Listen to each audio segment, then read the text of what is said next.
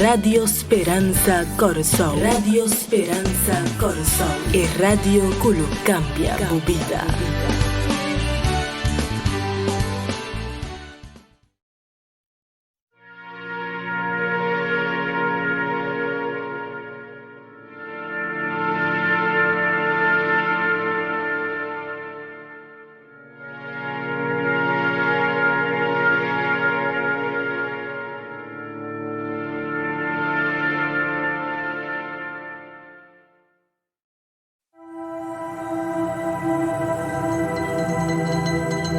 Querido coronavirus, Abin a declararnos guerra. Sin razón. Sin motivo. Creando incertidumbre. Incertidumbre.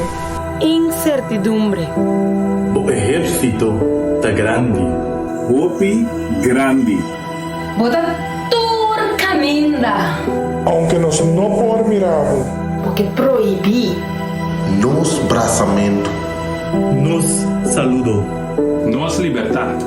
Porque confundimos. Tunanos miedo.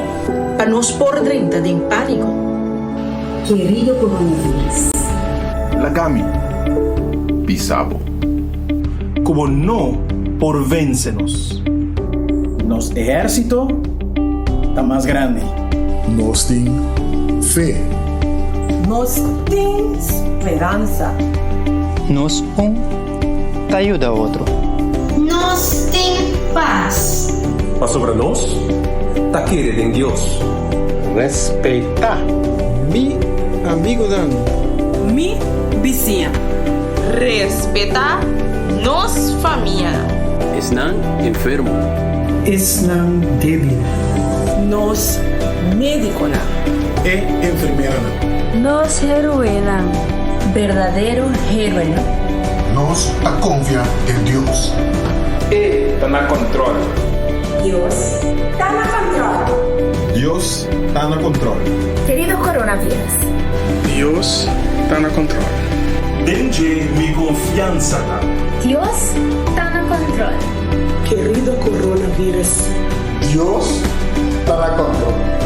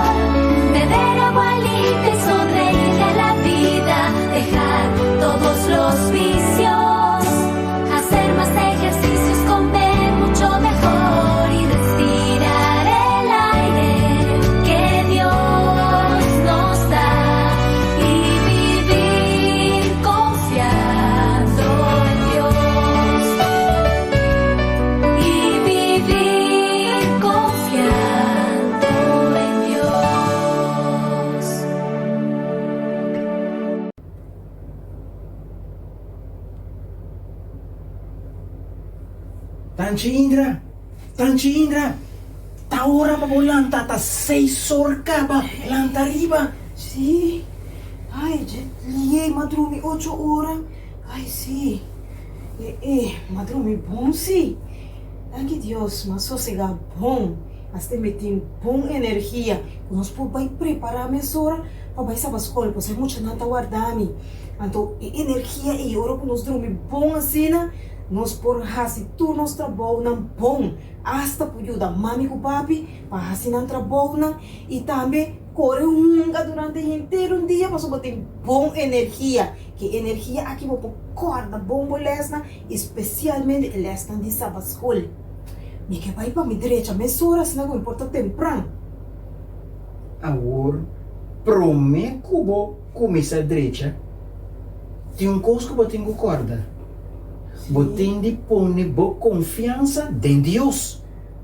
Vou ter que confiar em Deus que tudo é plano que vou ter para o dia de hoje. E se vou pôr boa confiança em Deus, seguramente tudo coisa vai bom.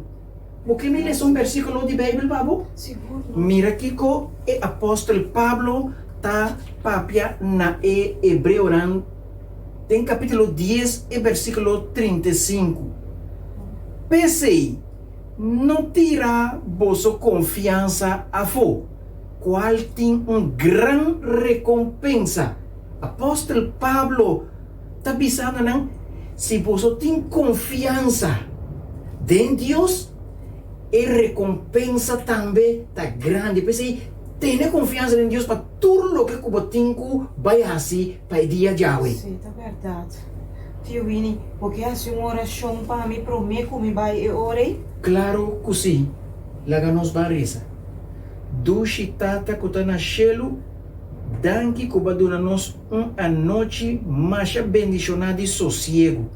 Danke que vai abrir nos o a mainta que nós mira a luz de dia. Permitir agora que tudo é plano que nós temos para realizar. Que nós por depositar nossa confiança em Jesus e Ele ajuda-nos a realizar tudo é plano de dia de hoje. Danke, Senhor Jesus, para contestar-nos. Em nome de Jesus, nós te pedimos, reza e agradecer. Amém. Amém.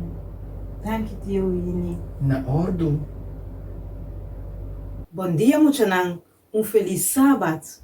Amanhã está direta contente, dia mais, assim conosco por topa com outro, para meio de gravação aqui, em forma digital, para sobre nós estar na casa, e assim nós por fazer agora. Depois de acabar de mirar a parte de saúde que nós estamos tendo, esse man aqui nós a terminar e último dos letras, a letra R e a letra T. Nós está com o título, que está New Start, começo novo. E parte R, está papia de rest, of também nos por hanha a palavra repouso, of também nos por bisa na inglês, rest. Assim, hora que nós temos sossego suficiente, rest, repouso, of rest, nós temos energia. Sobre esse hilo está bom para nos curva, nós está trazendo novo, para nos por fazer turnos cosnan. Pero nós por mira é parte de tu, que também está trust in God, confiança em Deus, e sei que é o mais principal para ajudar-nos para fazer tudo o que nós temos que fazer de uma boa forma. Pensei muito nunca olvidar de fazer oração, nem tampouco para por estudar a palavra de Deus. Lendo nos Bíblia, estudando de amor de Jesus, turcos lo vai nos bom. E a imagina também, nós lo que felicitar, nos mucha não. Tu resnan com a cumpleaños de esse mango passa of our Sabbat. Então, tanto Indra não estava de número de de nós chiquitina com assim aia de semana com a passa. Pensei, tanto Indra que bisele, fa bien, macha, fa bien, para su cumpleaños e su nombre está Dayton Proctor. Dayton Proctor, hope bendição de Deus, pabo. Nos turta felicitabo, Tures nang ko tinha programa aqui que eu vou apresentar para vocês nang tour Sabbat. Nós que felicitamos nang tour, que estava de fiesta, ofta de fiesta awe, e nós nota lubida é mami de Dayton, que também tá manda felicitação muito especial para o Dayton Proctor. Hope felicitação, bendição de Deus, quando conseguir crescer muito amor grande e saber para Jesus e para todos que estão DJ. E nós leste esse man aqui, todos dois lestes que nós temos a apresentar de classe de cuna e também de kinder, nós chamamos de kindergarten, da papia de mesma história, sim, de desayuno, canto de la mão. Well, ave mahinta, banco tanto um rato, canto de la mão.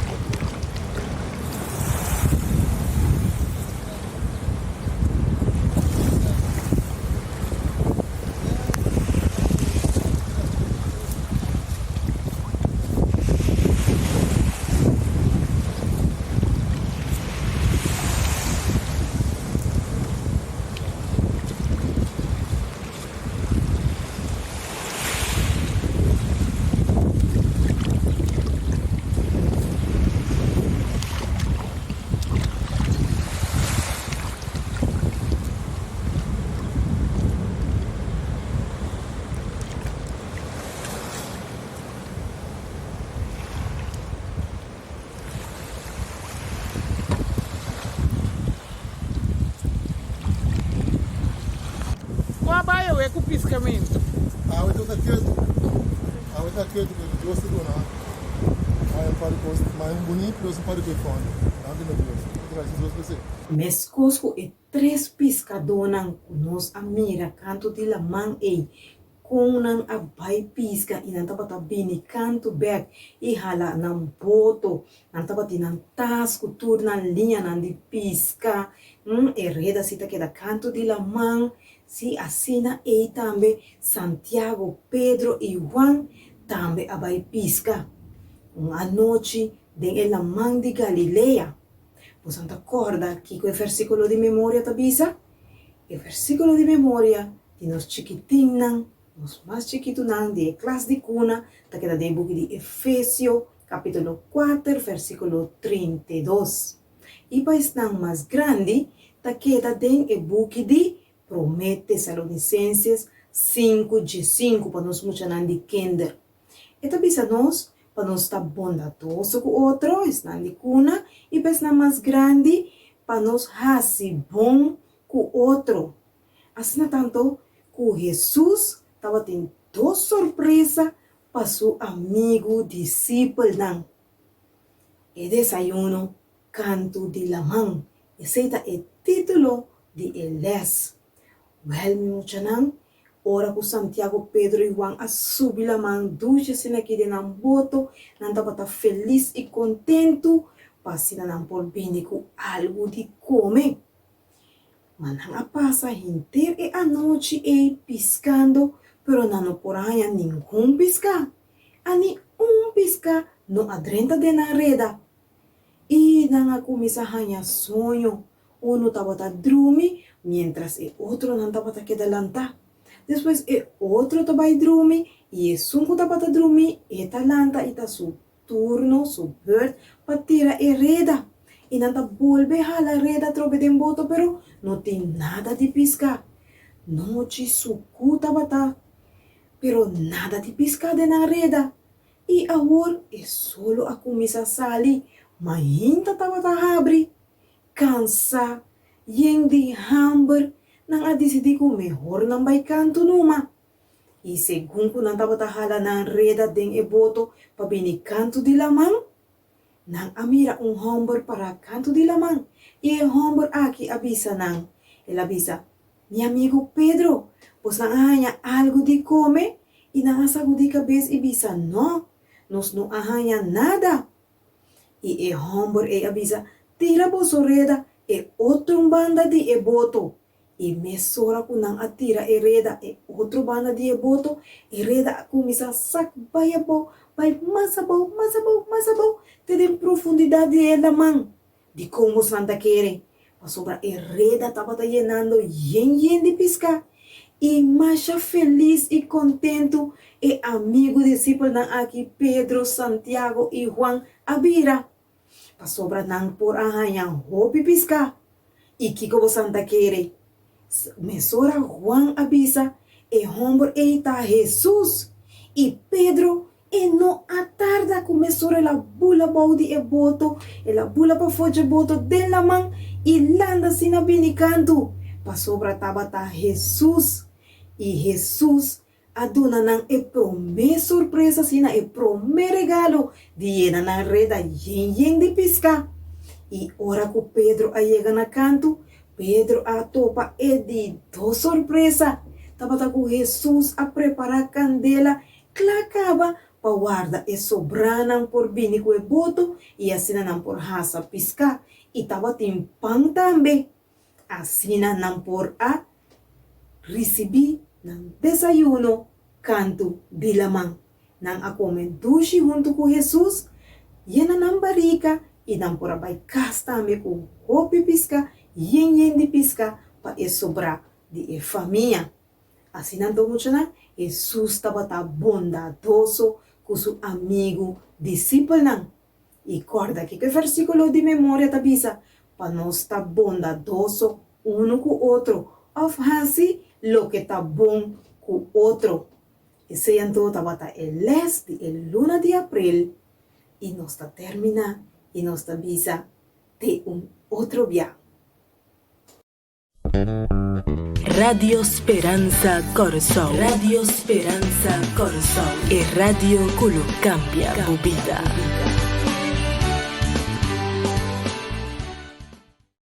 Bom dia, muchanang mayor ng tour. Feliz sábado bos nang awemeinta. Bosansa? Den Bible tem bonito versículo. Tem o book de Salmo e tabisa nos. Lo me bendicionar, Senhor, den todo tempo. Su alabanza lo está continuamente de mi boca. Salmo 34:1. Pensei mucho nan, awemeinta van alabanos Dios. Van a hacernos corazón contento alabando nos Creador. Nos promete cantica tabaita. Ta quem abini Sabbat School? Ah? Santa mida ta quem abini Sabbat School? Van cantele. Ta quem abini Sabbat School? Abo, ta quem abini Sabbat School? Abo. Não está contento com o abi. Awe, não está contento com o abi. Awe. Amém. No siguiente cantica também está Jesus di laga tur emuchanan. Ok? Jesus di laga tur emuchanan. Jesus di laga tur emuchanan. Jesus di lagature muchana, vini, mucha dos, mucha tres, mucha vini, cuatro, mucha cinco, mucha seis, mucha vini, siete, mucha ocho, mucha nueve, mucha vini, 10 muchana, a vini, 10 muchana, a vini, Jesus roept.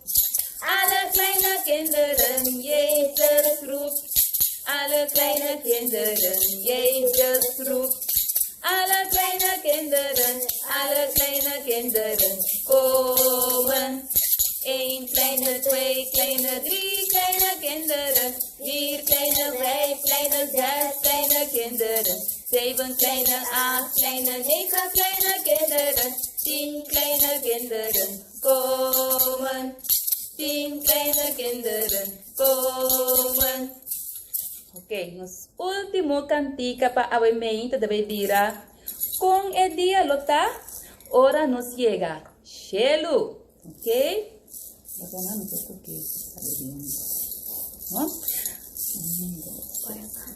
Con el día lota, hora nos llega. Chelo. Ajá. Con el día lota, hora nos llega. Chelo. Con el día lota, hora nos llega. Chelo. Oh, con el día lota. Canta, baila, mula y grita. Hora nos llega. Chelo. Canta, baila, mula y grita. Hora nos llega. Chelo. Canta, baila, mula y grita. Hora nos llega. Chelo. Oh, con el día lota. Hasta me guante, te vi mi tía Eva. Hasta me guante, te vi mi tía Eva. Hasta me guante, te vi mi tía Eva. Oh, hasta me guante. Singi dati chongo pidi, te vi mi tía Eva. Singi dati chongo pidi, te vi mi tía Eva. Singi dati chongo pidi, te vi mi tía Eva. Oh, hasta me guante. Oh, hasta me guante. Oh, hasta me guante. Sim, Mochana. Danke para vocês tão bonita nan kupora canta e dona alabança na nos Deus. Agora que nos vai seguir mesora com el este menor, for de e-book Ponto de Poder. E a meinta nos tem Fernando junto conosco. Fernando tá novo de classe aqui. E nós está contente com o período nós a ver com el 4 aqui que tem titular Cristo suhendenang. Aha, Cristo suhendenang. Ok, Fernando, por ler para nós o texto de memória? Ok, assim anto, bolso no está extranjero, ni gente desconocida más, mas bolso está con ciudadano, junto con el santo nan, y bolso está de gente nan de casa de Dios, com a word tra arriba e fundesse de apóstolo nan, e o profeta nan, de qual Cristo Jesus mesmo da e pedra de esquina principal. Efésios 2, 19-20. Amém. Danke. Tremendo texto. Tabisa quem nós está e que nós temos quase. Bom, me tem um par de perguntas aqui na Fernando, e que vai ajudar-me. Para sobrar, tabata hora para o evangelho a seguir expandir, seguir plama em outro país, não, para assim não por escutar mais de Cristo Jesus. Então, tá não de Cristo, tesnan que tabata preparar para baixar-se esse aqui. Abo, kiko não aqui é discípulo e apóstolo não aqui tabatim? Não tabatim união. Opi bom. Essa união tá importante. Sem união, coisa não tá cana bom. O great que não tá batating esse. Agora, na qual está tabating mestre de mudança? Na estado de Antioquia. Ah, a estado de Antioquia tabating mestre de mudança. Então ele tá quem não a decidir para manda vai em não? Na Amanda Barnabas. Ok, Barnabas vai. Di com na manda Barnabas. So, estava tem habilidade para encorajar cliente novo. Ok, tremendo. Então, você, Fernando, tem o book de Hechos ng Jesus 24, eta bisa um tique mais de Barnabas. Eta bisa, Barnabas estava homem cheio de Espírito Santo e fé. Pois não há um mal escolho para mandar Barnabas vai em nanang. Outra pergunta. Kiko, vou por conta-nos de Antioquia. Well, tem o Império Romano está de 3 estados mais grandes. E ele não estava de de tour caminho para esse negócio. Estava um lugar bonito, mas também tem roupa e corrupção. Nanta bata adorar Dios Daphne. Wow! E último 2 pontos não que eu visa aí, Fernando. Ahala minha atenção basta. E nanta bating corrupção. E tá lo que está passando também de nos mundo awe. Hopi corrupção. E é parte que eu visa e de Deus que nanta bata adorar é Deus falso, Deus de Daphne. Que menta trabalho pisar Barnabas aí com em nanang.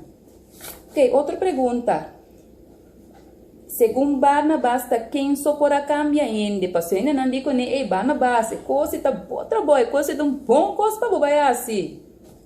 Segundo Barnabas, quem só por cambiar ainda. E graça de Deus só por cambiar ainda. Amém, amém. De verdade é um homem saber. Hope bom. Barnabas estava a predicar, estava a duche para mirar quanto gente estava a aceitar Jesus. Pero estava tem mais trabalho para assim que isso não estava a pôr. O que estava a solução para isso aqui? Ela vai buscar Pablo.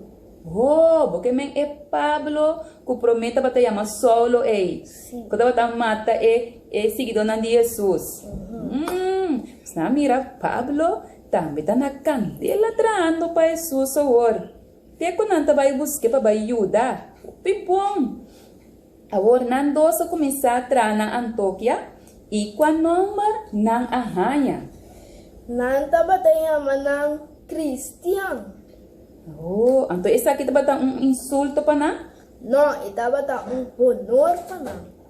Oh, que bom. E esse me está para nós também. Nós não tem vergonha, nem sente nós malo, ora não bisa, chama nós cristiano awe. Passou ni Pablo, ni Barnabas, essa aqui estava coisa malo para nós, pero yes, não estava contento, para sobre esse significa que não seguidor de Jesus, cristiano. Ok, na reunião que não estava tendo, não dos a forma reunião, não chama reunião, o profeta não, o crente não, então tem homem agabo, que ela lanta para Ibiza. Lo vai ter segura na Palestina. Nos amigos na Jerusalém, lo vai passar de tempo muito difícil. Uau! Muchana, musansa, jovem, é parte aqui talaga me pensa que de nosso tempo atual, que é coronavírus que está atacando aqui, grande parte do mundo, então tem roupa ainda que tem roupa difícil. Mas coisas que o que estava passando com na Jerusalém aqui. Agora, Kiko nang na reunião é a decidir para hasi. Nang a decidir para nang tuna ofrenda voluntário para ajudar. E mais tempo Pablo e Barnabas a salibai hiba essa aqui para cliente na Jerusalém. Uau! Hope bom! Você tem bendição de ajuda outro, não? Então, essa é a solução. Eu também. Hope não. Tem maneira não sabia. E você não está mirando. Tem hope ainda não passando. É tempo aqui. Hope difícil. Com hope de dificuldade para comer, para sobreviver. Que conosco por assim. Que com abo por ajuda com ele. Cada crente muito não hope não. Lota de grande mudança. Laga nossa maneira em gente não aqui. Que ora não amira que dava tem tempo não difícil. Não a pensa ni ni dois via passar caminho e ajuda outro. Bom, ele aqui tá grande les Fernando de que tá ajuda outro. E esse aí nós está, pensei nós tem em mundo aqui para nós ajuda outro. Fernando, danke para compartilhar elas conosco. E siga estudia, siga as bobeiras, bobenam, bosnan também, siga estudia, siga passa só tem hope, bendição, den elas na bonita aqui. Tava prazer para aprender com o teacher Uka. De minha parte também. Agora que nós trabalhamos na classe primária e ela avisa na página do mundo e predicar o evangelho nature criatura. Marco 16:15. Você tratava de ter uma notícia como se ela conta outro ene a ver muchana Maria Magdalena dapat prome que era conta su notícia e não para aguanta para bisa com Jesus a necessitar. Estava já domingo mainta, depois de sábado mais difícil da vida de discípulos. Jesus amor e viernes, diz par de horas prometo solo baja. Dempura su seguidor nan tristo e trastorna adere de graf de José de Arimateo.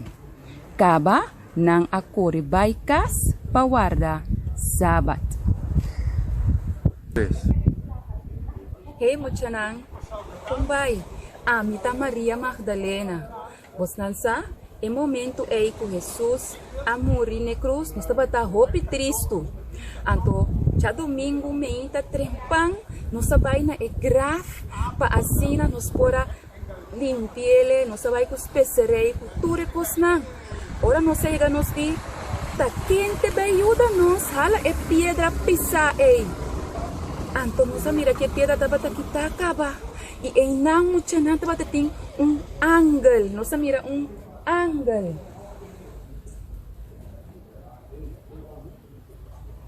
E ángel aqui aduna-nos bom notícia.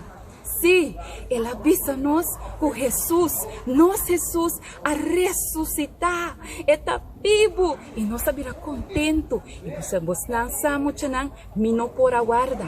De verdade, que não por aguarda para mim a corre vai, bisa turende, vai bisa discípulo não promete Jesus, que Jesus está na vida. Bom notícia, muchanan. Nós Jesus está na vida.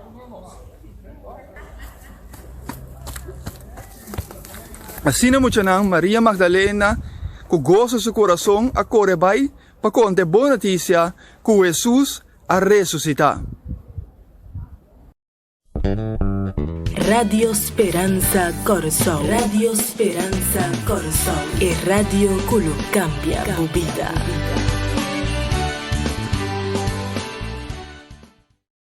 Assim não estamos de forma aqui.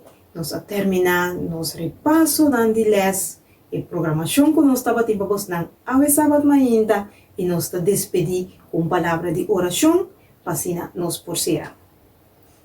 Nós está tacuta na chelo, nós está chama mancha danke de tabata junto com nós ave mainda. Danke para tur por bendição que bota tu na nós. Danke para proteção, especialmente para muita nan que porta passando de temporada hope difícil e para nós também que está na casa, siga bendicionando-nos. Queda conosco durante o dia sábado aqui e 13 nos junto a trove outro sábado, em nome de Jesus. Amém.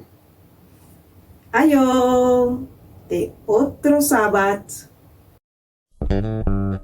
Radio Speranza Corazón. Radio Speranza Corazón. E radio que lo cambia tu vida.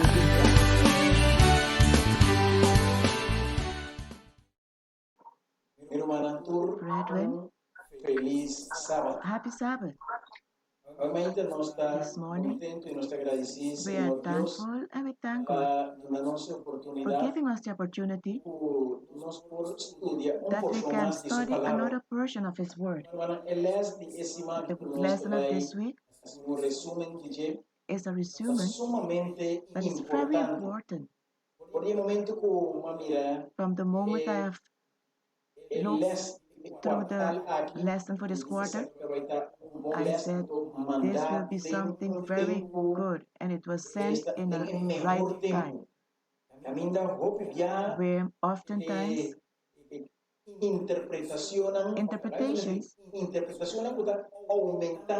that are rising now, forms that are not in accordance to having one interpret the Bible to their We have seen it. And that's why this lesson is very important to each one of us. The title of the lesson study of this week is The Bible, the authoritative source of our theology. Bible, the authority, the maximum authority, the absolute authority in our theology. There's none book above the Bible. The Bible is the source from upon which we have to evaluate anything that we are going to do, whether it is good or not. If we have thought anything, if we have analyzed something, but if it is not in accordance with the Bible, it must fall. This lesson shows us this week, this morning, because we have studied the lesson already, the Bible is the source of the Christian. We must see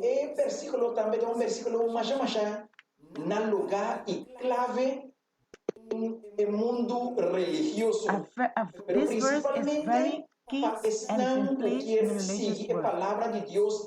We are studying the Word of God as God indicates it. We will go to some verses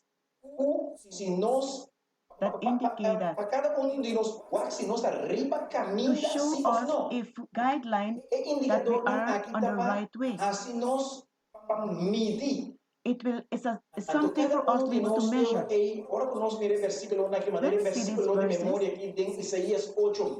in the book of Isaiah, chapter 8, verse 20, it gives us a direction where we have to walk. Is this thing good or is it evil? Am I on the correct road or not? The verse says, Isaiah chapter 8, verse 20, to the law and to the testimony, if they do not speak according to this word, it is because there is no light in them. Important and key verse we find in Isaiah 8:20. Go to the law and the testimony. Go to the word of God. If man or any other interpretation that man might give that is not in accordance to the word of God, the law of God, the testimony of God, then you already know it is because there's no truth in what this person is saying. There's no light, there's darkness. And God condones this. That's why this verse is a key verse for this week. In the 1 John, chapter 2, verse 4, also says, he who says, I know him, and does not keep his commandments, is a liar, and the truth is not in him. But whoever keeps his word, truly the love of God is perfected in him. By this we know that we are in him. Have you noticed? John also is speaking the same thing as Isaiah. The one who knows, say that they know God and don't keep his commandments, he's a liar. There's no truth in him. You cannot seek to find any good thing from this person. Whatever we speak should be in accordance with the word of God. Only then it will have meaning to listen to this person. Nowadays we find there's nearly no denomination who will use the Bible, who will stay without using the Bible to replace or to give explanation to what they would like to bring forward. All denominations are using the Bible for them to be able to give for the source of what they want to do.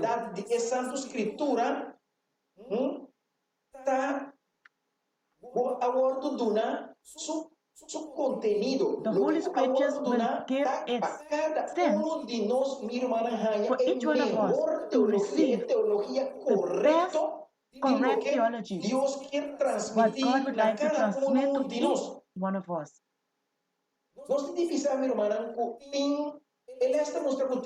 The lesson is showing us that there are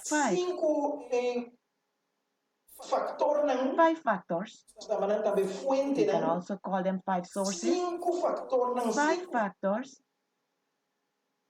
that will influence our way of interpreting the Holy Scripture. And these five factors, these five sources, the first one is tradition. The second, experience. The third, culture. The fourth, reasoning. And the last one, the Bible. Let's start with the first one, tradition. Tradition, brethren, not necessarily that tradition on its own is not bad.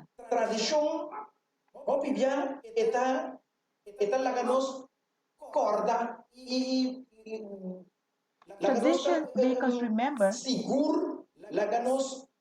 it makes us assure, anchor to our roots, from whence we came. So it makes you remember from where you originated. The Bible tells us in Colossians chapter 2 verse 8, beware lest anyone cheat you through philosophy and empty deceit, according to the tradition of men, according to the basic principles of the word, and not according to Christ. So the Bible is warning us that tradition is good, but you have to be careful. For example, let's look at a good translation from Paul while he was talking to the Romans.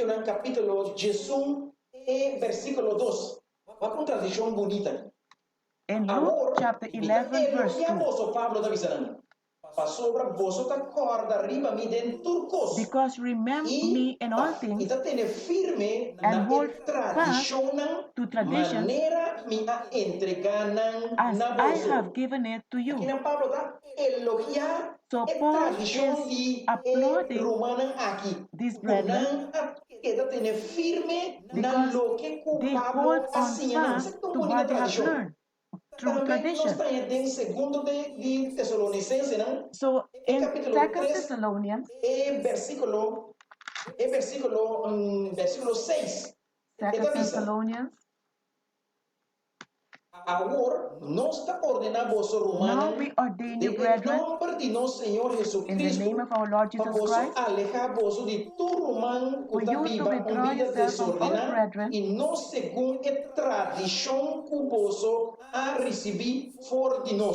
that is not working according to the tradition you have received from us. So Paul is warning the disciples to withdraw from all those who do not live according to the tradition they have received. They have received one tradition from the Apostle Paul. They got a correct way to do the things of God. And he told them to maintain to this tradition.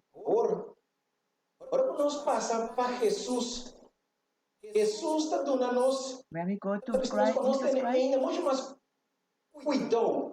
Pastor, have to be more careful. Nang ayega seca Jesus. They reached by Jesus. Ora kuna ayega seca Jesus. When they reached by him, nos tem Marco, Evangelho de Marco. in the Gospel of Mark, Capítulo 7. chapter 7, Porque versículo 1, tengo versículo 13. from verses 1 to 30, Ora kuna ayega seca Jesus. when they reached to Jesus, é fariseu, não é escriba, não. the Pharisees and the scribes, Não ayega e não a começar a questionar. and they start questioning. Mira como não a começar. Vamos ler algum de passagem aqui. Read some of the scriptures. Não a começar a reclamar. O discípulo não estava a comer pão. And they saw when the disciples would eat the bread without washing their hands. For the Pharisees and the scribes,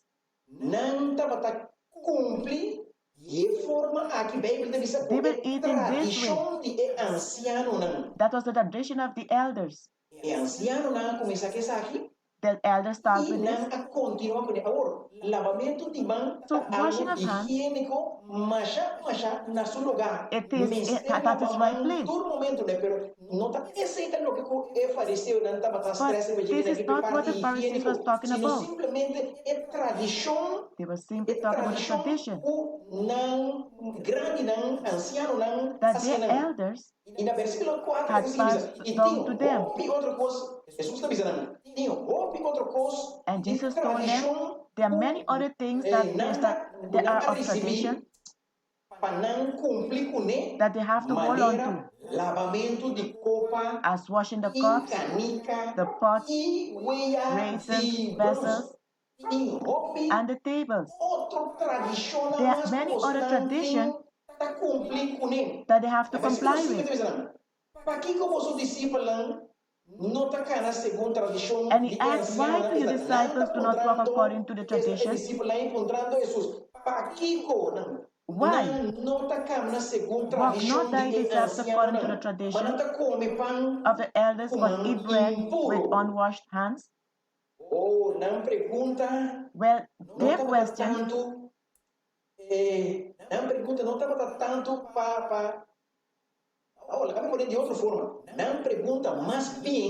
their question was to question. They were questioning the disciples in order for them to get to Jesus, to catch him in a trap. Why do the disciples not wash their hands? Because it was a tradition of the elders. Then Jesus told them, with reason, he said unto them, Isaiah prophesied of your hypocrites, as it is written, these people honor me with their lips, but their hearts is far from me.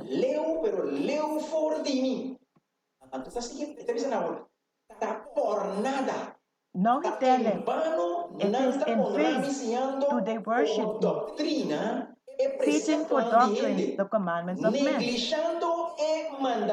neglecting, laying aside the commandments of God. Behold the tradition of men, as the washing of, as I've said, it's not much for the hygiene.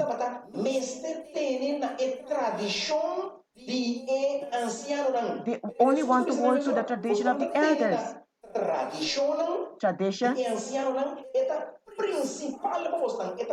That was the priority for them. That when compared to what God himself said, they were neglecting. God is the creator of heaven and earth.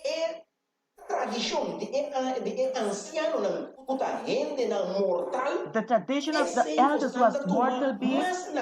They took more consideration for them than God's word himself.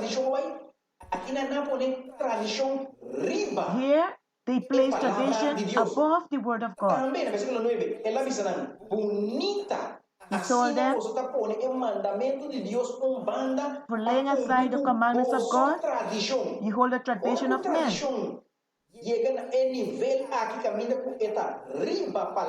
When tradition comes to the point where it comes above the word of God, Nós hoje em dia, nós também lanta com tradicional de nós grande não. We have a lot of tradition we take from our elderly people. É palavra de Deus. Nós lanta com tipo de bem geloof não. We have a lot of beliefs that we take over. É tradição. The tradition. Things that we see our parents do. And we don't even question from where all of these came from. So the Bible, the Word of God,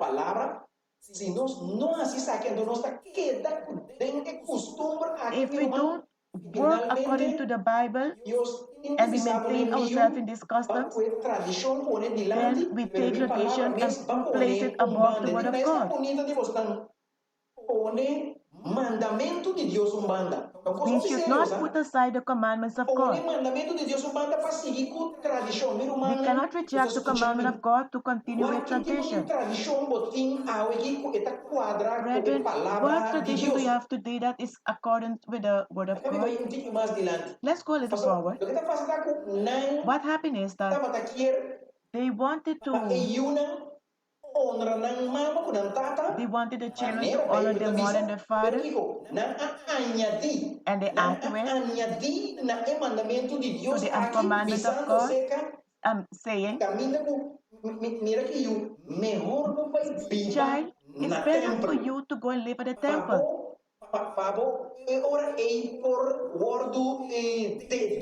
So you can be dedicated to the temple. That is not what God meant. If they live at the temple, then he can go against the mother and the father. God said, honor your mother and your father at home. But they added their tradition. It's better we dedicate them to the church, the children to the church, and let them live at the temple. That's a tradition that God did not introduce.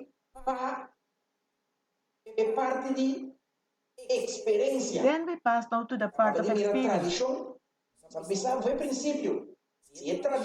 If the tradition is not in accordance with the Bible, you have to let it, leave it aside, and follow the Word of God. Now experience. How important is experience? My brethren, experience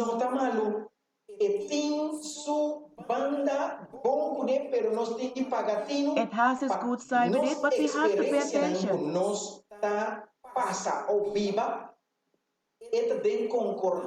We must make sure that our experience is in accordance to the Word of God. Romans chapter 2 verse 4 says, or despises thou the riches of his goodness and forbearance and long-suffering, not knowing that the goodness of God leadeth thee to repentance? This first part of this verse make us understand that God in His Word wants us to understand God would like us to have an experience with Him. We must spend time with Him. So we should not neglect the richness of His goodness, forbearance, and long-suffering. Because these are experiences that God has placed for us to spend time with. We must have a good experience with God. When I have a good experience with God, we can experience His goodness, His forbearance, His long-suffering. And these are the things. And tolerance. These things will take us to repentance. Psalm 34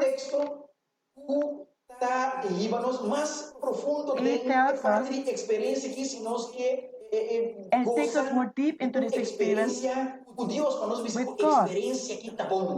But then we can say this experience is a good one. And it says here, let all the earth taste and know that God is good. Experiencia Dios. Se usa a palavra curva, abo mes. Cinco curva. Each person has to taste God for themselves. Oh, taste and see that the Lord is good. Blessed is the man who trusts in him.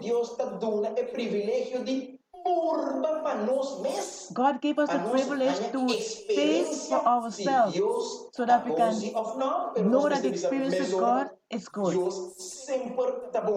And we know that God's experience is always good. Blessed is the man who look for a refuge in God. When we taste God and we know that God is good,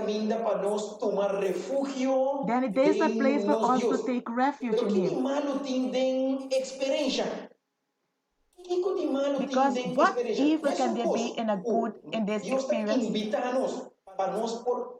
God invites us to spend time and experience Him. But there's something evil, yes. There's an evil experience, yes.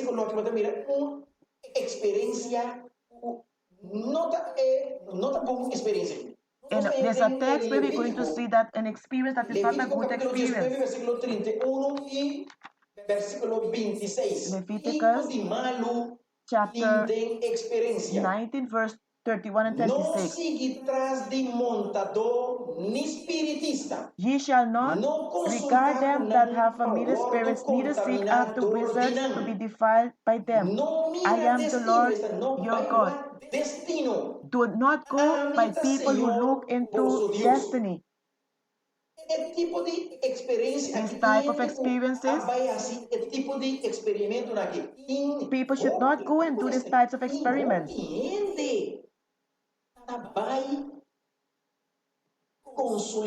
Where men go and consult evil spirits. There's a lot of people, they go and look for their destiny by people who read hands, look in the crystal ball.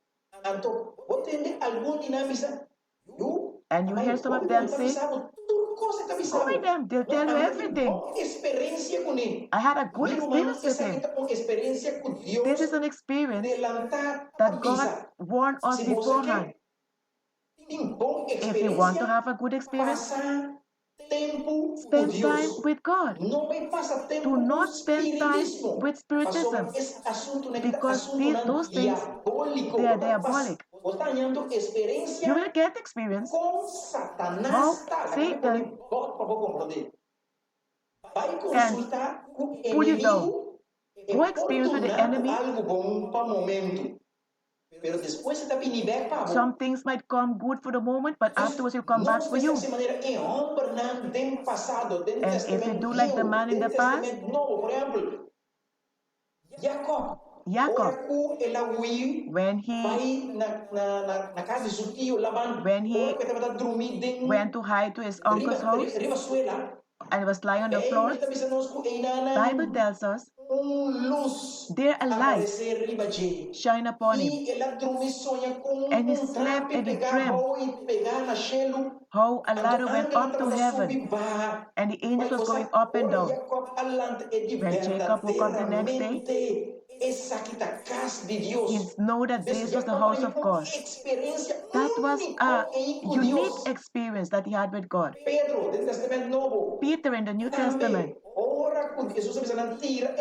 when God told him to throw the net in the sea, they doubted, because they said for the whole evening they have been fishing and he got nothing. But then they decided to throw the net. Once they throw the net in the sea, they capture so much fish that they had to help each other to carry the net ashore. And they went and they knelt before Jesus and asked God to forgive them as a sinner. These are beautiful experiences with God. These are the things that God would like us to experience with Him. We should not go with the enemy of God, because the enemy will take from you, and afterwards, my brother,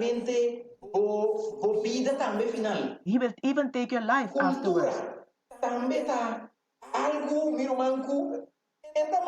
This is something, culture, now we go into culture. Culture is not bad, because each one of us belong to a culture. Each one of us is a part of a culture.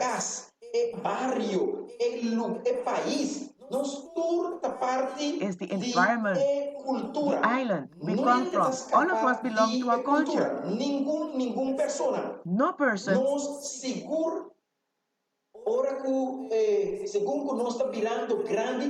As we are turning, as we are growing older, and we look at our older folks and see what they're doing, the way they speak, the way they act. Often we grow up doing things in the same direction. Once there was a story,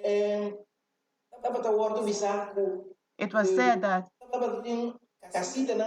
there was those small houses, and this tribe, and the door of the hut is very small and shallow, and you have to bow your head for you not to hit your head in the door, for you to enter, and then you can come out. But during that time, the leader of the tribe, that small child, always saw their grandfather bend his head to go into the house, and they never found out while he was bending down his head to enter the hut. A person went to make an investigation why he was, even though the person was short, all of them was sleeping down with the down so that they could enter or coming back out. And the question was asked, why would they bow down their head to go in the house and come back out? Then one of the children said, because always we saw our father doing that, to enter the house. He bowed down his head to go in the house or to come back out. We were accustomed with that, and we're doing the same thing.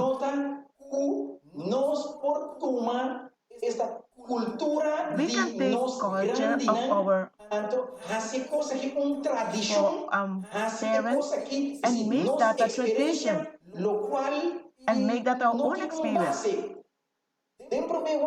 In 1 John chapter 2 verse 16 it says, for all that is in the world, the lust of flesh, and the lust of the eyes, and the pride of life, is not of the Father, but is of the world. So desires and culture, we have to be careful that culture will not take the place of the Bible, because they are good culture. In many countries, they have good culture. We can get cultural effects that are perfectly good. What is wrong with culture? Culture can have traces that can make evil things good, or vice versa. That's why these traces of culture must be evaluated against the Bible. That's why we must evaluate the Word of God against the culture.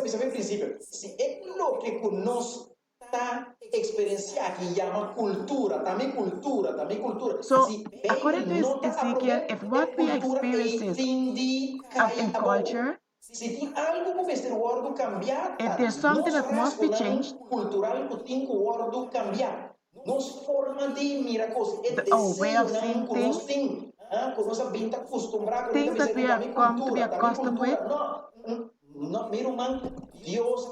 brethren, God gave us the word of God for us to evaluate our doings in culture. We have to weigh our culture against the word of God so that we can have our reasoning. And some people go to reasoning. Some things are good. In 2 Corinthians chapter 10, verse 5, it tells us, casting down imaginations and every high thing that exalted itself against the knowledge of God. All knowledge and bringing into captivity every thought to the obedience of Christ, and having in a readiness to revenge all disobedience when your obedience is fulfilled. Then all reasoning must be submitted to Christ. They must be submitted to the Word of God. We must be able to say that my reason is because the Word of God is in accordance with this. The conclusion I came to might be wrong. So the Bible has authority above tradition, culture, reasoning. And that's why 2 Peter 2:1 is saying, that's why God is, even though you know this already, in the truth that you have known. John 16:8. Then, when he came, he will convince the world of sin and of justice and judgment. The Holy Spirit will do this. The key is the Holy Spirit inspired the authors so that they can make us understand that what we are reading is good or what is wrong. The Holy Spirit can help men to make judgment. If the Holy Spirit tells you something else, the maximum authority, because Proverbs 9:10 says, the fear of the Lord is the beginning of wisdom. So the fear of the Lord is the beginning of wisdom. And knowledge is the beginning of understanding. What is evil in reasoning? It is something very dangerous for us to believe that our reasoning can explain everything. So it is to accept everything on reason cannot be understood. We can reject what we cannot understand, what is supernatural, and things that take us away from God and man. So reasoning became the most principal thing. Reasoning. We have to reason to God. If reasoning tells me that this thing is wrong, and if the Bible says something else, everything what is mind is reasoning, we must evaluate it with the Bible, the Word of God, because the Word of God is above our reasoning. I remember a story that was told where one of the presidents of the United States, Thomas Jefferson, he decided to put his reasoning above the Bible. Anything that is not logic, his reasoning, all the miracles of Jesus, even the resurrection. And when he took them out, then he said, no, the Bible is good. Because he wanted to put his reasoning above the Bible. Doesn't matter how much we decide that our reasoning is the maximum, we are wrong. Because the Word of God is the one that stands. The last part we're going to discuss about is the Bible. Because the text says, if we believe Moses, because Moses wrote of me, all the patriarchs, all the prophets, all wrote of me, of Jesus. All spoke about Jesus. So the Bible is the written word. Moses wrote about Jesus. What's that is in the Bible? Moses wrote about Jesus. And this is what Jesus said.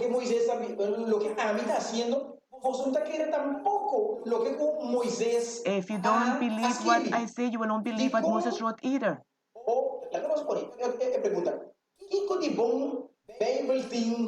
What good does the Bible have? The Bible is the book that God Himself gave us to study.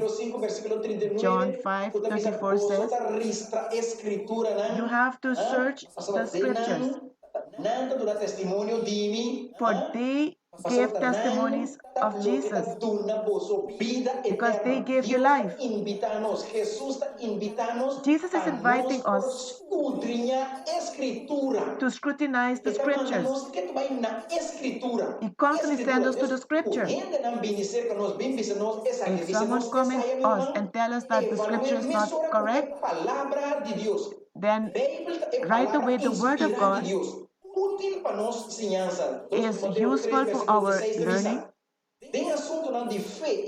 When it comes to faith and doctrine, the Bible stands above all tradition, all experience, all experience, and all reasoning. All have to be in accordance with the Word of God.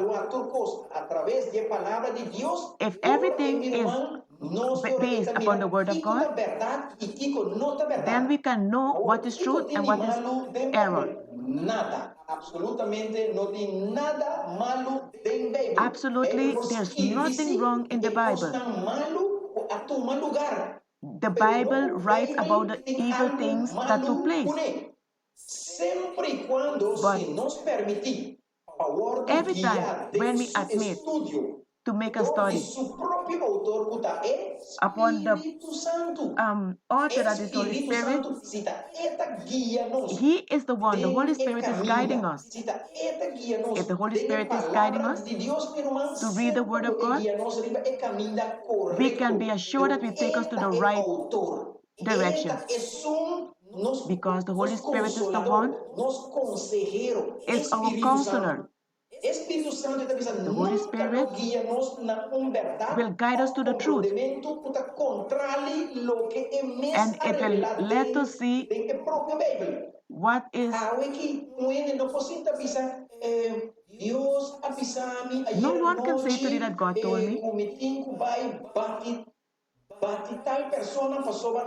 that I have to baptize the person. If God said to love your neighbor, God can never tell you to go and beat up a person because it's not good. Everything what we have to do, the Holy Scripture will give us enough scriptures to evaluate what to do. We cannot do anything that is not in the Scripture. We must be consistent to what God says. The Bible said that Jesus remained the same yesterday, today, and forever. He will never change. Finally, I would like to conclude with this part, which is found in pages 227. We should not allow any human being argument hinder us from scrutinizing the biblical truth for ourselves. Why? The opinions, customs of man should not be accepted as if they are divine authority. God has revealed in His Word all the duties pertaining to man. We should not allow ourselves to be separated from the norms of justice. He has sent His only begotten Son to be our example. And now He is inviting us to listen to Him and follow Him. This is very nice quotation. The Bible, the Holy Spirit, He is the one that is guiding our mind. The Holy Spirit is the one that is helping each one of us to remain on the right path. And we might have arguments. We cannot come with our arguments for myself that say no Bible text.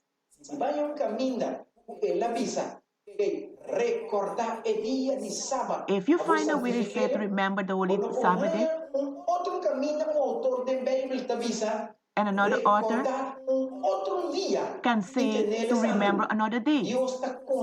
God is consistent. God's word remain the same today, tomorrow, and forever. That's why, my brethren, the lesson of this week is a lesson that we must cling fast to, because the time will come that men will try to change the scripture and put it in their system. You know today how many people have tried to change it into their way, but the word of God remains and stands for like forever. The earth and heaven will pass away, but no word will pass away, because the word of God will be a lamp to our feet. May God bless us that now and in future we stay anchored to the word of God. May God bless each one of us this morning. Brethren, we have reviewed the lesson. It's good for us to end with a word of prayer. Lord Jesus Christ, thank you for this lesson that teaches us that your word has authority. Thank you, Lord, that your word, it's yes, and the no is no. Allow, dear Lord, that we can scrutinize the scriptures, and each one of us can allow the Bible to be central in our lives and leave our culture, tradition, experiences, reasoning, and everything fall when they're not in accordance with your word. Help us to be anchored to the heavenly culture. Teach us every day how to investigate your word so we can find the truth in it. It's our prayer in the name of Jesus Christ. Amen. Brethren, have a nice day. All the best. Until next week, God's willing.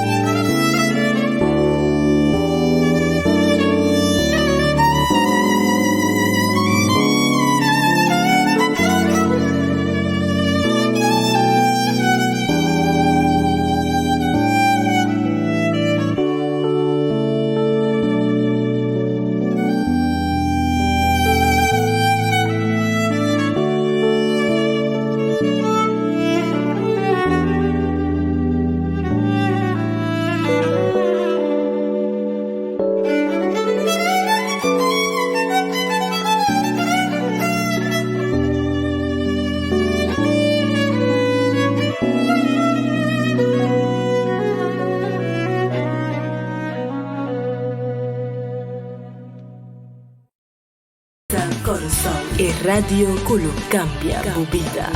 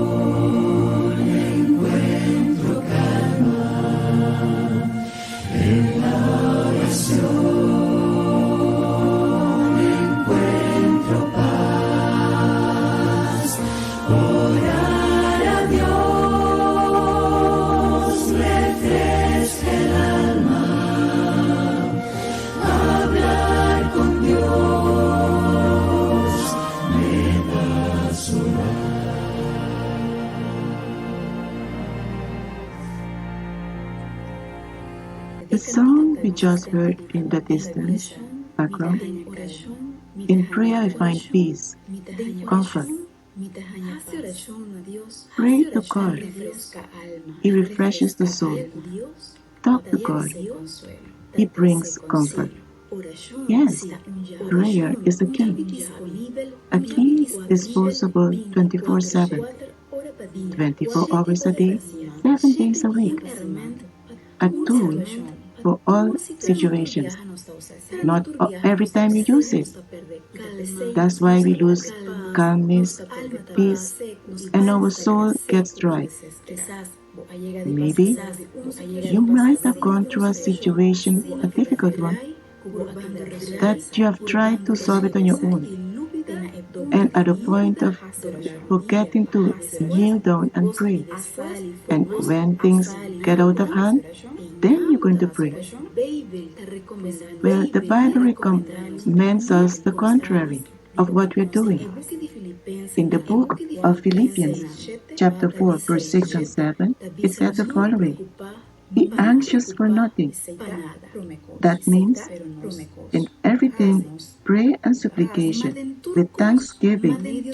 Let your requests be made known to God. With this text in our minds, let us close our eyes and present our request to God. Lord, we are going through a difficult time these days, and it hurts our hearts, and oftentimes we don't.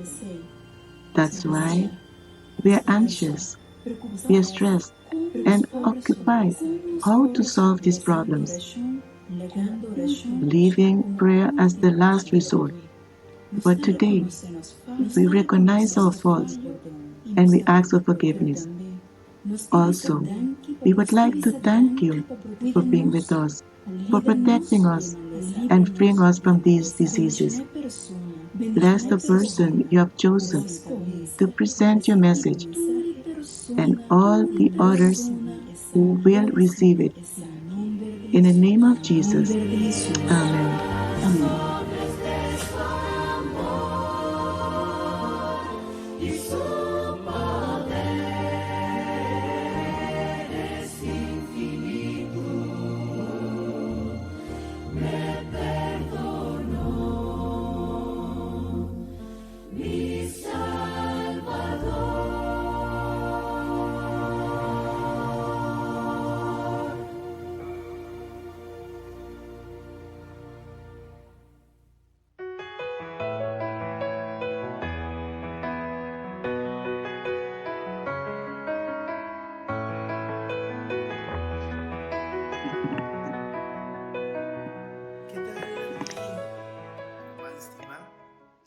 Good day, my friends. Thank you for allowing us to be in your home, from our home, so we can present this morning's theme. If you could realize the theme this morning is God understands your fear. And God understands my fear also. You know, we live in a situation that's difficult lately. The days that I have managed to do my activities by going to the supermarket and others,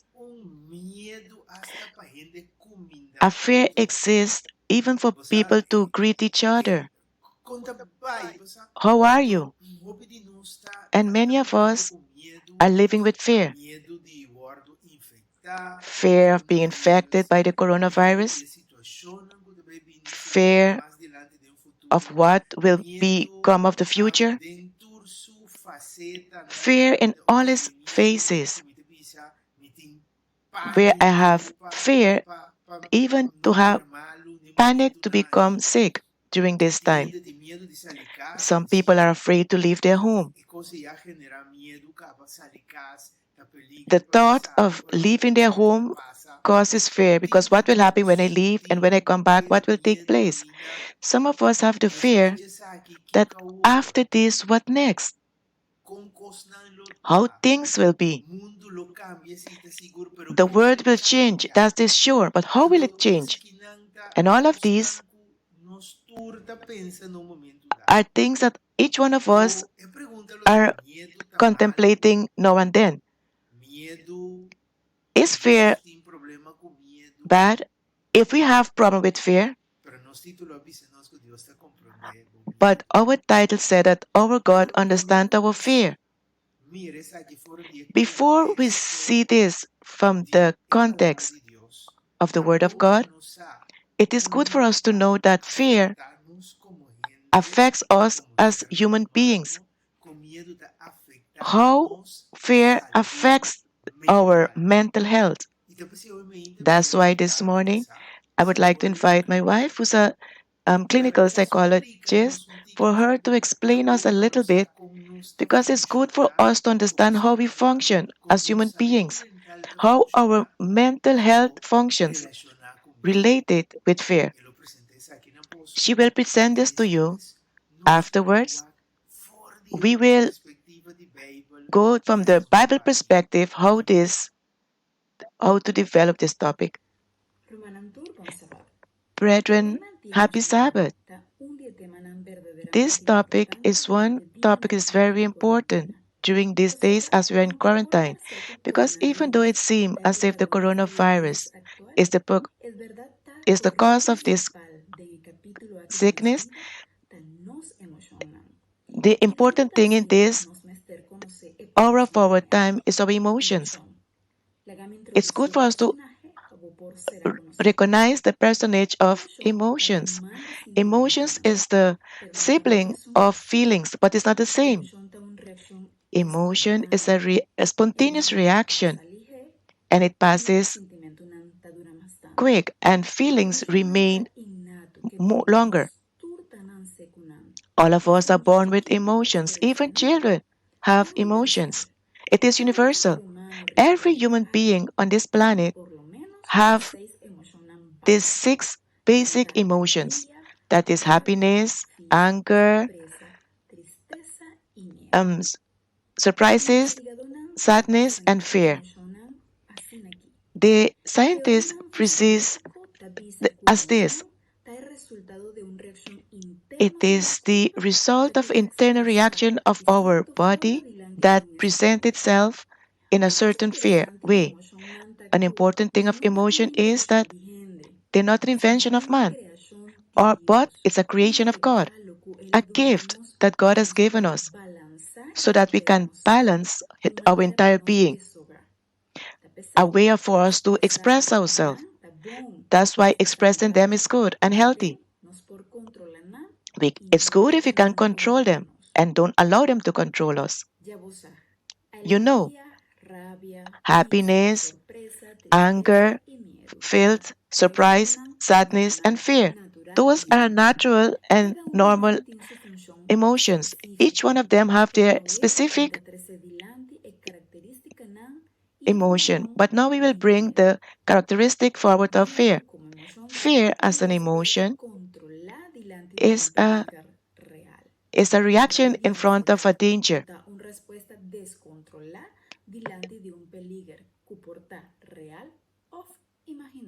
It can be real or imaginary. We express fear for different reasons. In front of a danger, real danger, and confronting a new situation, uncertainties, or before we are confronting something very big, very high, so profound that we cannot see the totality of the event or the situation. Brethren, do you remember I said that emotion have psychological, physiological, neurological, and cognitive? Now you'll understand better. Fear, for example, produces, among others, a heartbeat, a sensation in your chest. This is not a reaction psychologically. On the other side, fear also produces a state where a person loses for a time the way of reasoning. It also has an effect on the neurological aspect of people. This takes place when the person who are confronting danger values this as a situation that menaces their life or is superior to their strength, their capacity, or considered as a situation that he can confront. No. Understand the wisdom of our Creator. All this gave us the possibility to create energy in our life to protect us. It can help us to adapt to a new situation or escape danger. But unfortunately, there are some people that fear does not allow them to act in a productive way. They block this because this person feels that they don't have the capacity to confront the situation. But allow me to tell you, fear is not a reason why we cannot advance in life. Let's see the experience of David. The word of David said in Psalm 56:3, "When I am afraid, I will trust in God." David also had fear, but he had an option to trust God, to allow his fear aside. Finally, I would leave you with this phrase. When you are afraid, do it.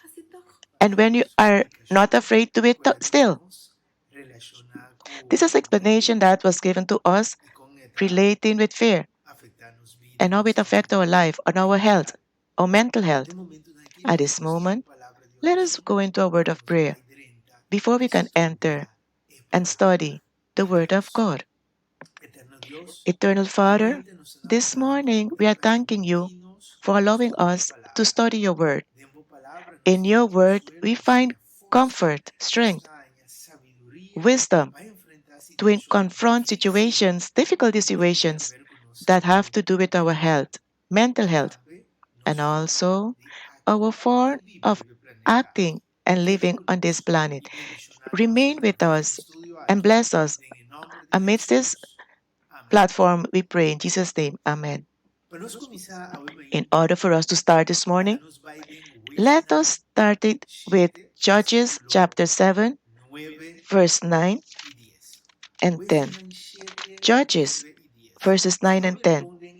If we look good in the title this morning, says that God understands fear. And then underneath we have the name Gideon, because this morning we will be talking about Gideon, a man who was afraid, and how God used him amidst of his fear, and how he allowed God to use him amidst he was afraid. The Bible tells us in Judges chapter 7 verses 9 and 10.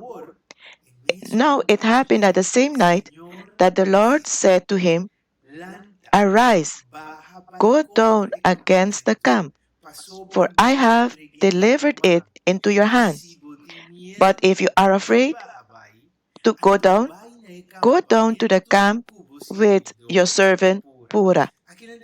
Here, there's a very important word in this text. The Bible tells us that Gideon, because the Bible is talking about Gideon here, God told Gideon, if you're afraid, when God tells you this, because He knows. So God told him at the same time, if you are afraid, then don't worry, you don't have to go alone. But it is for us to understand the entire information, the story. It's very emotional. It is good for us to see the context. What happened? Why did God tell saying these words? For us to understand this context, we must go to Judges chapter 6, verse 12 to 14. There the word of God tells us, and the angel of the Lord appeared to him and said, the Lord is with you, O valor Gideon, warrior. And then Gideon said, oh my Lord, if the Lord is with us, why all of these things happen to us? Where is the miracles that our fathers have told us? Isn't it the Lord had taken us out of Egypt? But now the Lord has abandoned us and delivered us into the hands of the Midianites. Here we discover some very interesting issues. The Bible tells us that the angel of Jehovah appeared to him. That means Jesus himself appeared to Gideon. And Jesus is telling Gideon that he is a valor warrior. And it wasn't the pastor of the district. It wasn't the president of the conference. It wasn't the president of the union. It wasn't the one of the division. Neither the one of the general conference. No, my brethren, the one who presented in front of Gideon was his Jesus himself.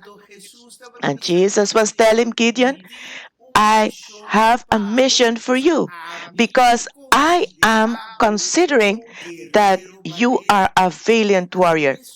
And at the same time, Gideon come forward and say, Lord, wait. I think you are the wrong address. Lord, I think you're talking about delivering from whom? Lord, you have abandoned us.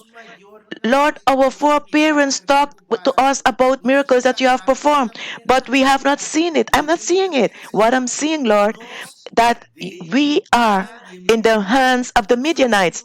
And in our Christian experience, many times we question God in our thoughts.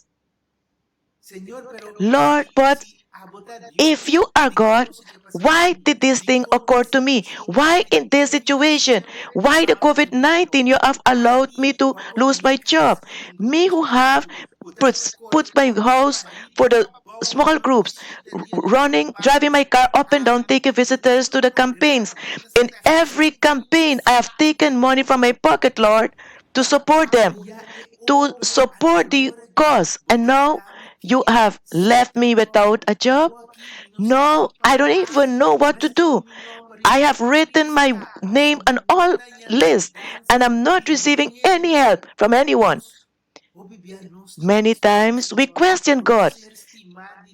Our loved one is agonized or has died. We ask God, why haven't you performed any miracle? We have placed the entire church in a chain of prayer and nothing happened. And in the same place as Gideon, we too can question God. And do you know? The Lord heard Gideon questioning, but the Lord told him, go in this strength and go and deliver Israel from the hands of the Midianites. Isn't I sending you? You know, our Lord, He doesn't argue with us. Many times we kept arguing, questioning, getting angry, fretting. But the Lord's word is His word. And here He said, Gideon, yes, you are going. But God did not reason with him and tell him, you know what is happening, why? No, God simply continued what he came to do. I came to choose you for a mission, and that mission is to liberate, free Israel. This morning, I would like to tell you that if you are listening to this message because God has chosen you for this purpose, God has a great plan for you. Maybe you won't even see it as yet.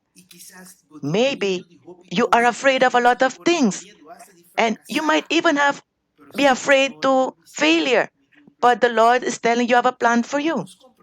And in order for us to understand a little bit what was happening here in this situation of Midian, we must have to go back a little back in verses 1 and 2. But I stay without telling you that the first thing that we have discovered in this portion of the Bible is that God has chosen Gideon for a mission to free his people.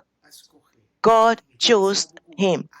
And I want you to know that God has chosen you as well.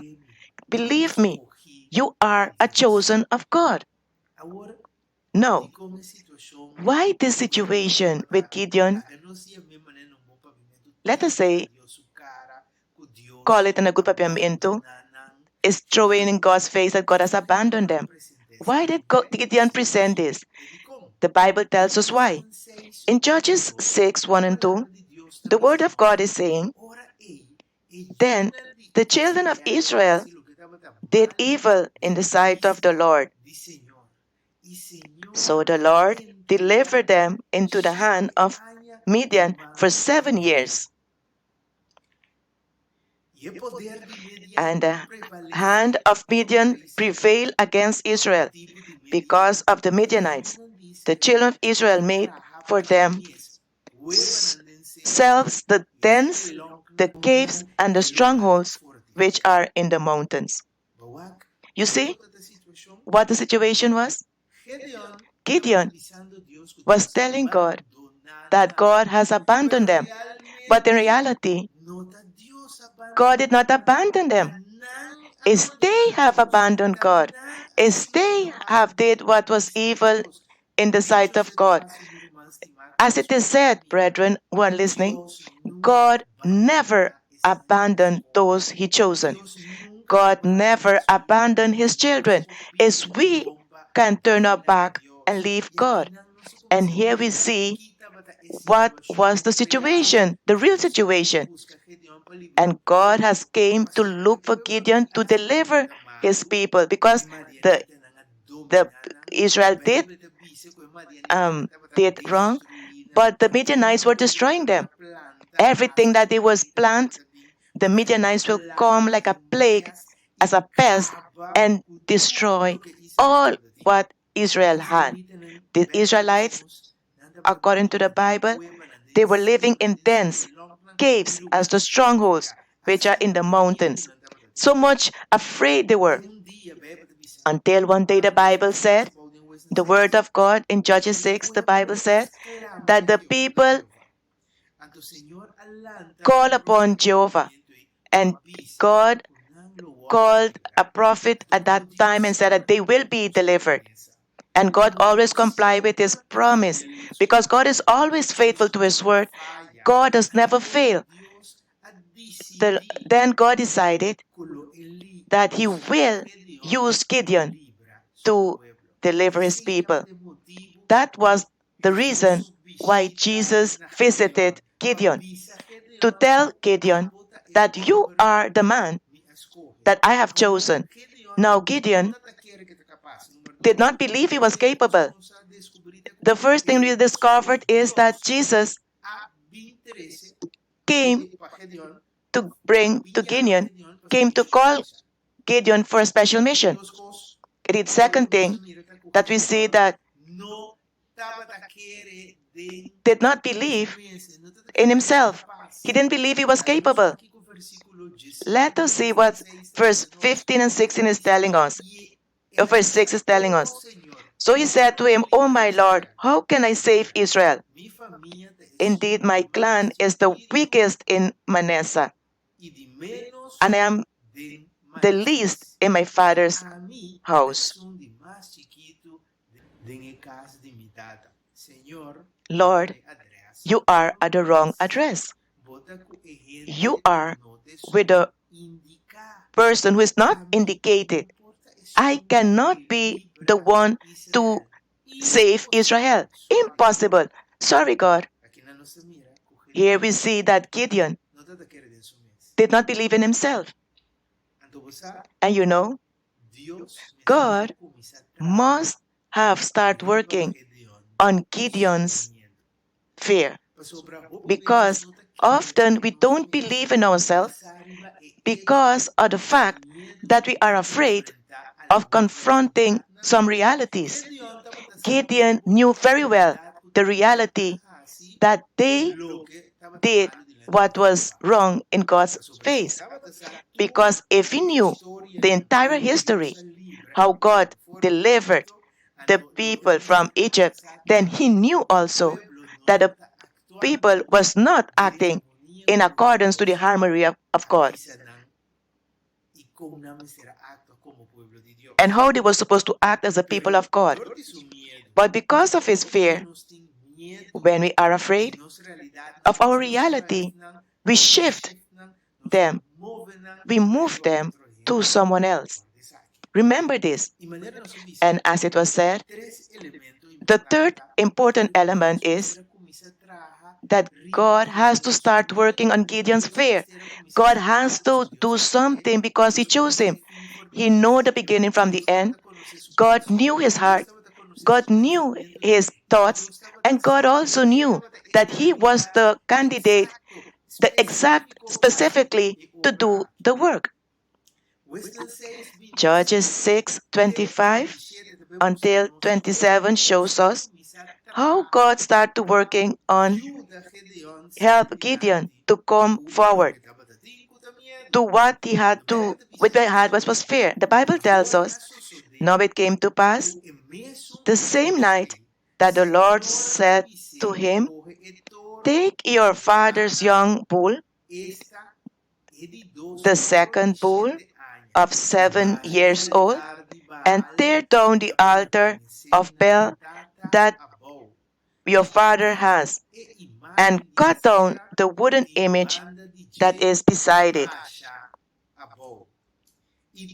and build an altar to the Lord your God on top of this rock in the proper arrangement, and take the second bull and offer a burnt sacrifice with the wood of the image which you shall cut down. So Gideon took 10 men from among his servants and did as the Lord had said to him. But because he feared his father's household, what did he have? He was very feared of the household and the men of the city. Too much to do it by day. So he did it by night. Here we see once again that Gideon was afraid. God knew this, and God was working on this. You know, the best way to achieve, to go forward out of a situation of fear, is by confronting situations that provoke your fear. That's the only way. Otherwise, you will never cross over your fear. Now, I will open a parenthesis here because this text has a profound richness. The Bible says that God sent first, before Gideon went to carry out his mission, God sent him to do something at home first. He had to tear down the image, the idols that were at home, at his father's house where he lives, down, before he could have complied with his mission. But we also have small altars, idols. They could be things that are movable things, that they can become small altars that can, because when we cannot use it for nothing useful, nothing that can be a blessing to others, simply we lose time, look at things that are not correct, that the Lord must call my attention to see my cell phone. If you look at my computer, then those are idols that I have to tear down. Many times I'm afraid to tear them down because I'm so much accustomed with them that I'm afraid to tear them down. Because how can I live without them? Because I'm accustomed with them. They became part of my life. Oftentimes it can be our house, our mansion of luxury, can be one of those idols that God would like us to tear down. Many times it can be our economic position that God wants us to tear down so that we can rise up an altar for God. That's why in the lockdown that we have, in the stay at home, do you know how good it would be if we can take this time to analyze profoundly? And still there's time to analyze what are the small bills that we have in our lives that are hindering us, that still now we cannot raise up the altar of God in our lives. May it be that these days we can look within us and say, these altars we have to tear down. The altar of gossiping, the altar of lying on others, the altar of ridiculing others. We have to tear it down so we can raise up an altar for Jehovah. Because if you can talk bad about a person or lie about a person, you can have the altar of Jehovah. If you are sitting till late night, midnight, looking at things that are not good, you cannot the altar of God within you. That's why God wants to call you for a special work. He has a plan for you, but He wants you also to tear down those altars that are hindering you to build the altar of Jehovah in your life. Just like Gideon, amidst of his fear, he tore down those altars.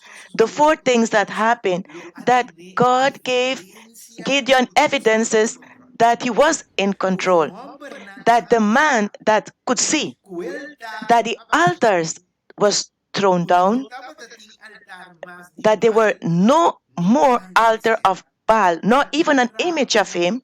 They were of anger, and they were looking around and investigating who threw down the altar of Baal, and they understood that it was Gideon. And then they went to his home. And when they went to his home, Joash came out. When God is in control and when you do what God tells you to do, amidst of your fear, amidst your feet are trembling, amidst your heart is beating until in your throat, but if you have decided to do what is correct in the sight of God, if you obey Him and do what God tells you to do, if the Word of God told you to do such, and if you do what the Word of God tells you to do, and do not do what God tells you not to do, God will always come out to your defense. Here, Gideon didn't even have to come out. His father came out and told those that were standing outside, who came to complain and tell him to set Gideon outside so we can beat him up. And Joash told these words, you all want to defend Baal? Or you all want to liberate Baal? Whoever defends Baal will be killed before tomorrow morning. If Baal is a god, let Baal defend himself. Now that one person threw his altar down, that is powerful. Joash came out and told them something that no one could have questioned. How can you defend your God? If He is God, let Him defend Himself. If He is God, whoever threw down his altar, He will deal with him. But I would like to tell you, my brethren, beloved brethren, Gideon was afraid, yes. He didn't go during the daytime, but yes, he went and do what God told him to do, yes. And this is what God showed Gideon, that I am in control. And when you obey me amidst of your fear, I will fight your battles for you. The fifth thing that is very important that we will discuss now,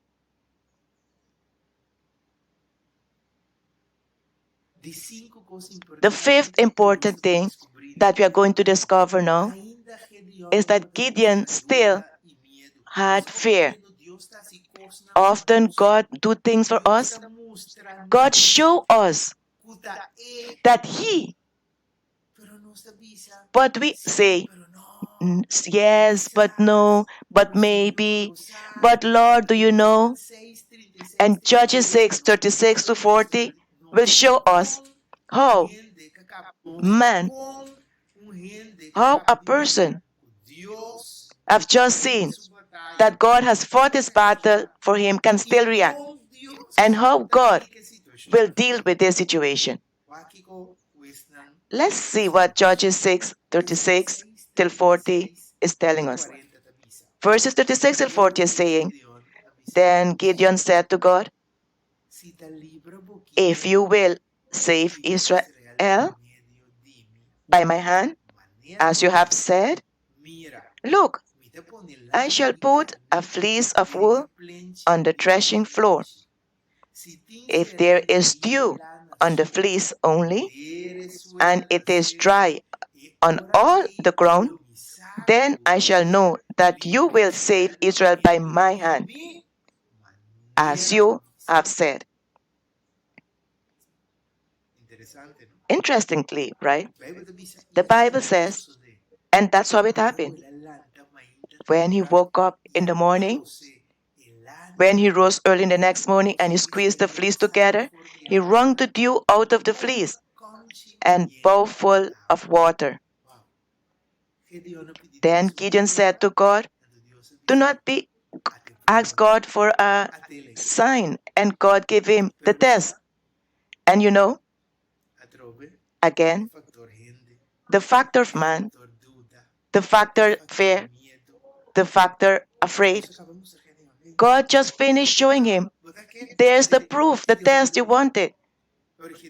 Then Gideon told God, don't allow your anger with me, but let me speak.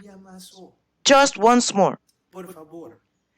Let me test one more time.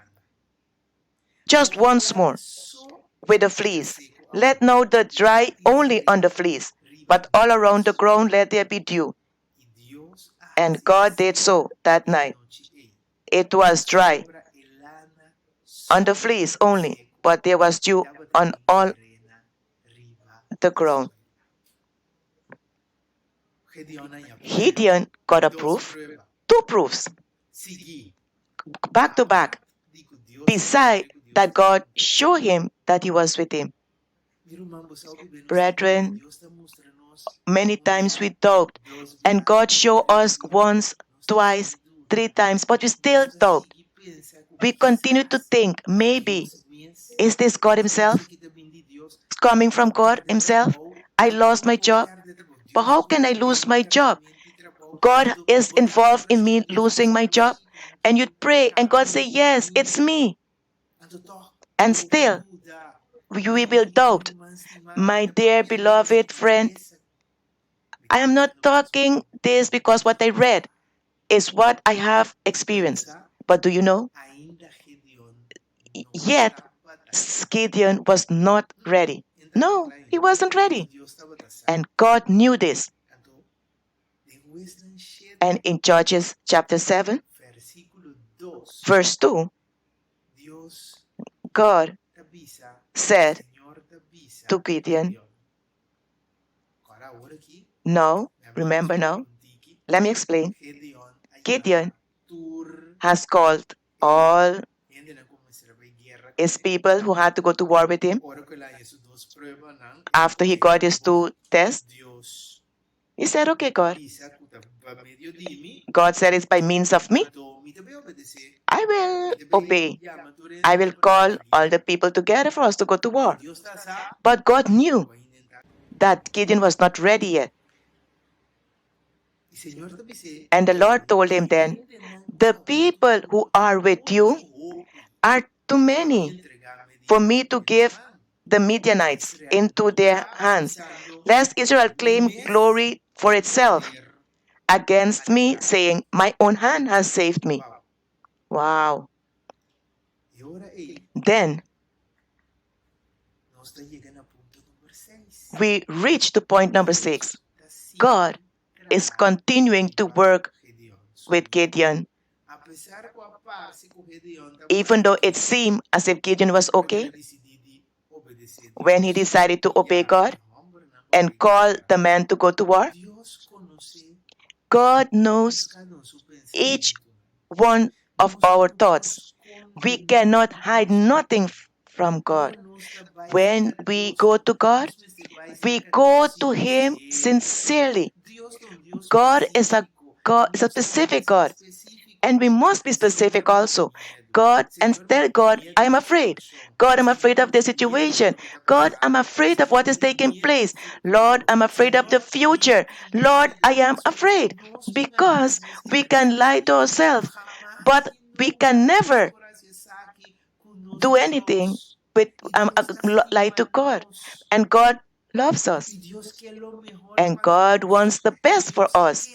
God wants us to be able to move forward and conquer our fear. That's why in this case, God continued to work on Gideon. Fear. And God also gave him some things for him to do. A certain task. God told him, Gideon, whomever who is afraid and is trembling, let him abandon the hill of Gilead. In that way, 22,000 people went home. Wow. So you come with a mighty army, but God will show you that these people are too much. Whoever is afraid, send them back home. 22,000 went back home. So his heart started pounding now. If it was me, my heart would have started pounding. Afterwards, God told Gideon, who else will have to go home? God told him, separate all those who drink water, lap water with his tongue like a dog, and against those who kneel down and drink the water. Now, the one who drank water like a dog, with their hands to their mouth, was only 300 men. Isn't it important? Gideon reached upon the Mount of Gilead with 32,000 men and with fear. He still had fear. That's why God continued to work with him. No, God left him only 300 men. I believe that now with a lot of fear. Why did God do this? Was it correct from a human perspective? This is not good. He has a lot of fear, and God is doing this with him. God knows the beginning from the end. When God tells you that will give you something, that He will deliver something to your hand, it's because He is going to fight your battles for you. Here, we see that Gideon was standing with his 300 men. But the worst thing is in verse 12 of Judges chapter 7.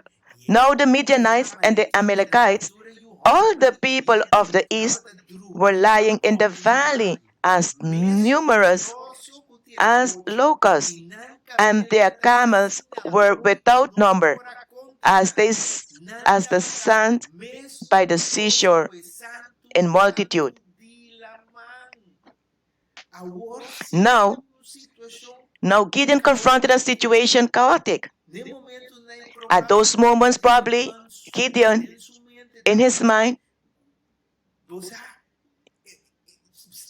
he had stress, fear, catastrophic thoughts. What God has put me into here? No, I only have 300 men. Compared to what I had before, it's not sufficient. And now the Lord leave me with 300 men to confront this multitude. What is this? But you know, my brethren, here we reach to our first text that we read this morning. No, that same night, God told him. But God did not abandon him. He don't leave him alone. When God sends you to do something, you have to do them like God told you to do them. God will be at your side, even though it seems he's not there.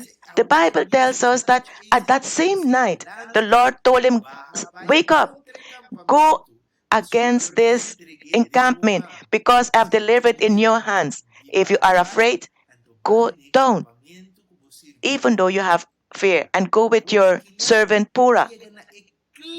Now we are at the climax, where God would like to show Gideon once more that he is in control. Imagine, God is telling Gideon that he has to go down in the middle of the enemy camp, because God has something to tell him down there. There, in the danger, he had to go. Judges 7, 11, and 13 till 15 is telling us. And so he and his servant Purah went out to the army that was in the encampment. He was afraid, yes. If he wasn't afraid, he would have told God, everything is okay, everything is under control, I'm going alone. But when God gave him the option, if you go with Purah, and the result that he went with Purah, result that he still was afraid. When Gideon reached there and saw a big man was telling the other his dream, he said, I had a dream. To his companion, he said, I had a dream. To my surprise, a loaf of barley bread trampled into the camp of Midian. It came at 10 and struck it so that it fell and overturned, and the tent collapsed. Then his companion answered and said, this is nothing else but the sword of Gideon, the son of Joash, a man of Israel. Into his hand God has delivered Midian and the whole camp. Wow. And I would like to tell you one more thing this morning. God is always willing and capable of working with men who are allowing God to work for them. What am I saying with this? Gideon, amidst he had fear, throughout the entire trajectory, still at every moment, he trusted God. Glory be to God. And this is what has to be the life of the Christian. Even though you might have afraid, yes, but by God's grace, I will do it. I'm afraid, but yes, but if God tell me not to do it, I will not do it. This was the tendency of the life of Gideon. Amidst of his fear, Gideon said, Lord, I will go in your name. He was afraid. He went in the night. He was afraid. He went with Purah. But God always manifested in his behalf. I would like to tell you that God always will manifest on your behalf when you decided to obey amidst of your fear. If we look at these points this morning, the first one was God chose Gideon for the mission to deliver his people. As God chose them, Gideon did not offer himself. He was under God. Maybe you will have to deliver the people at your home or at your work or the people of your small group. You don't know. but God chosen you. If you're listening this morning, because God has chosen you. Gideon did not believe that he was capable. No, neither me or you are believing that we are capable, but God knows our thoughts. God knows what he can do through people who are willing to allow him to use them. The third point we saw this morning is that God had to start working on Gideon's fear. And this morning, God is willing to work on your fear as well.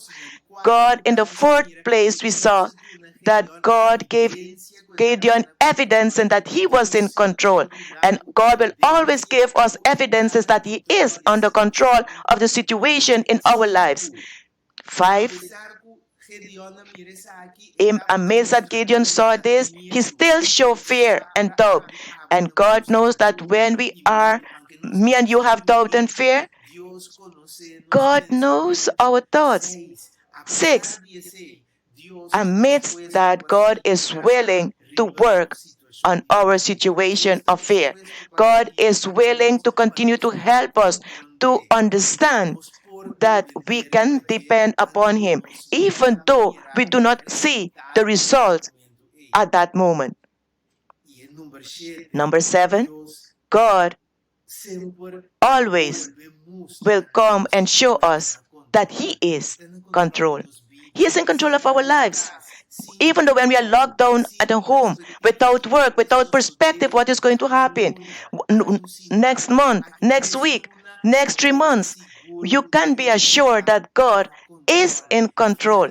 And finally, I would like to share with you, my beloved friend, amidst that you are afraid, do like Gideon. Obey God. Obey God always, and things will work out for you. Obey God even though you don't understand absolutely nothing. Obey God even though it seems ridiculous. Obey God even though you can't understand what God is trying to show you at that particular moment. Obey Him and things will work out good for you. Gideon obeyed God and things went good with him. God gave him the victory that He promised him from day one, from the moment that God called Gideon. I would like to tell you this morning, my friend, listener, in God we are more than conquerors. Because if God told us this, if His word tells us this, the only thing that is left to us is to trust and believe Him. May God bless us that we can understand that amidst we are afraid, God is understanding our fear and He is willing to help us. Let us have a word of prayer. Eternal Father, thank you. Thank you that you have shown us amidst the story of Gideon that you love us, that we have been chosen for you for a specific mission. Probably we do not believe in ourselves. Probably we are still have not discovered what the mission is. But Lord, help us to obey you above all things. And on the appropriate indicated time, you will reveal to us our mission. And we will comply with what you have commanded us to do because we want to obey you. Because we know that you are faithful, God. Remain with us for the rest of this day, we pray. And bless us. In the name of Jesus. Amen. Dear listener, thank you for allowing us to be in your home. And may God keep and bless you until our next opportunity.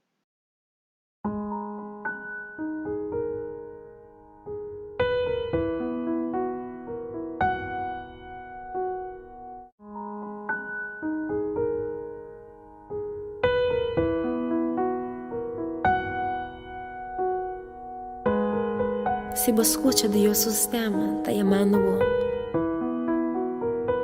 não ninguém. Botamos ouvir de Deus, não permite inimigo sabor. Botem Bible de com vontade e hora tá chegando, não guarda de mahayan. Mira lomba pa mundo, quizás un ting mayan. Oh, Bini, mi Dio.Min. Oh, t'ascolta, un stem suave de morea. Edita-me, tá Dios, es un asco huevo. Permiti-me salvar, Paue, gestuma mi man. De fe que por transformavo, da seguro con mi Dios. Busqué en mi corazón, Él asegura lo bueno. Él asegura lo bueno. Salvación de Padre. No te importa quién of una oh, estimado, está para llamando. Bini, mi Dio.Min. Bom t'ascoltar, un stem suave de morea.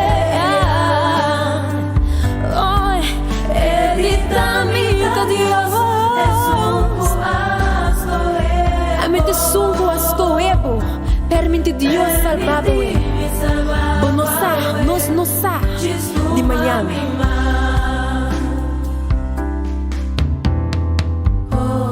Jesus sabia se lo vai para preparar lugar para nós.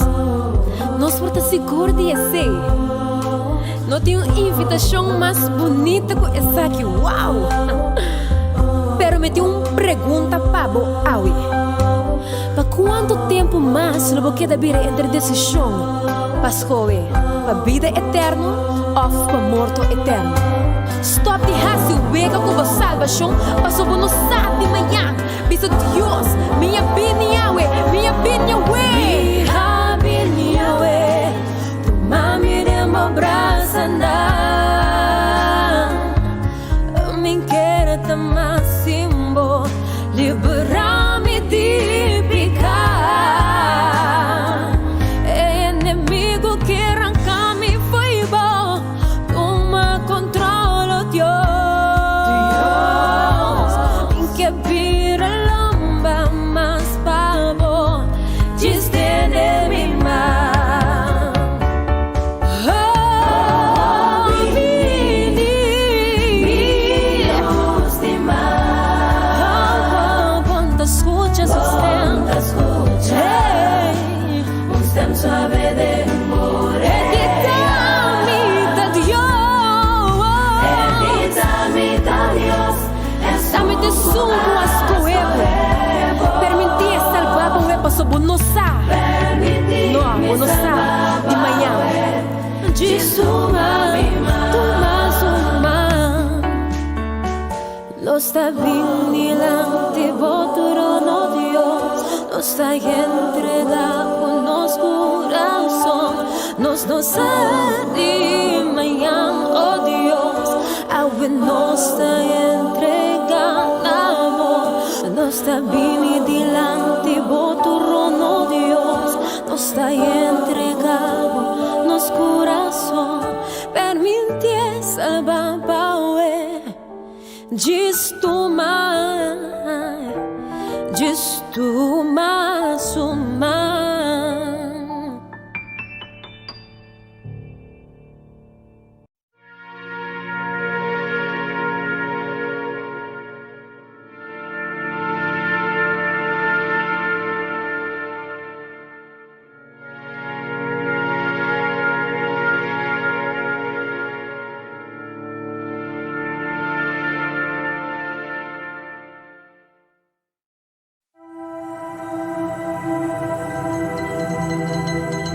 Querido coronavirus, Bem, para declararnos guerra. Sin razón. Sin motivo. Creando incertidumbre. Incertidumbre. Incertidumbre. O ejército está grande. Opi grande. Bota tur caminda. Aunque nos no por mirarlo, porque proibí. Nos braçamento. Nos saludo. Nos libertad. Porque confundimos. Tunanos miedo. A nos por drinta de pánico. Querido coronavirus. Lagami. Pisabo. Como no por vencernos. Nos ejército está más grande. Nos tem fé. Nos tem esperanza. Nos te ayuda a otro. Nos tem paz. Mas sobre nós, tá querido em Deus. Respeitar. Mi amigo Dan. Mi vizinha. Respetar nos família. Estão enfermo. Están débil. Nos médico. É enfermeira. Nos heroína. Verdadero héroe. Nós a confiar em Deus. Está na controle. Dios está na controle. Deus está na controle. Querido coronavírus. Deus está na controle. Dengue mi confianza. Dios está na controle. Querido coronavírus. Deus está na controle.